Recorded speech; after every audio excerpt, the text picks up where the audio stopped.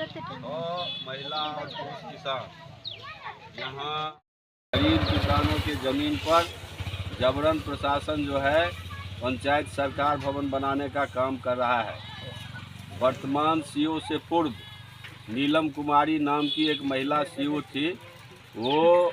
नया सर्वे के खतियान को देखकर और पंचायत सरकार भवन बनाने के लिए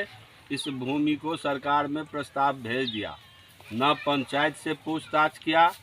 न किसी किसान से पूछताछ किया,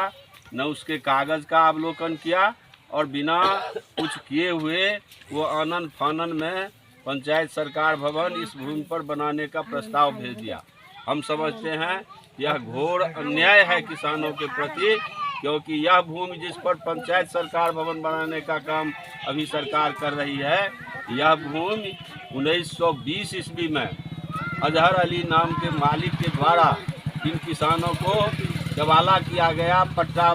किया गया और वो फारसी में है, हम तो नहीं पढ़ पा रहे हैं, लेकिन उसका जो हिंदी रूपांतर है उसको हमने पढ़ने का काम किया है। 8 बीघा 9 कट्ठा 2 धूर ज़मीन अजहर अली और उसके वारिसान के द्वारा इन लोगों को दिया गया। इसी भूमि में जो दूसरे के हाथ भूधारी बेचे हैं उनका हाल सर्वे हो गया केवाला के आधार पर में कई लोगों का, और जो उस समय में कागजात नहीं दिखा सके या कागज उपलब्ध नहीं था तत्काल, वो उनके ज़मीन को बिहार सरकार कर दिया गया। यह जो सर्वे है यह फाइनल नहीं हुआ और खतियान जो है वो नोट फाइनल है। उसी के आधार पर कहीं ज़मीन का अतिक्रमण करना या ज़मीन का इंक्रोचमेंट करना हम समझते हैं यह सही नहीं है। और ख़ास करके जिस ज़मीन पर अभी पंचायत सरकार भवन बनाने के लिए खुदाई का काम शुरू कर दिया गया,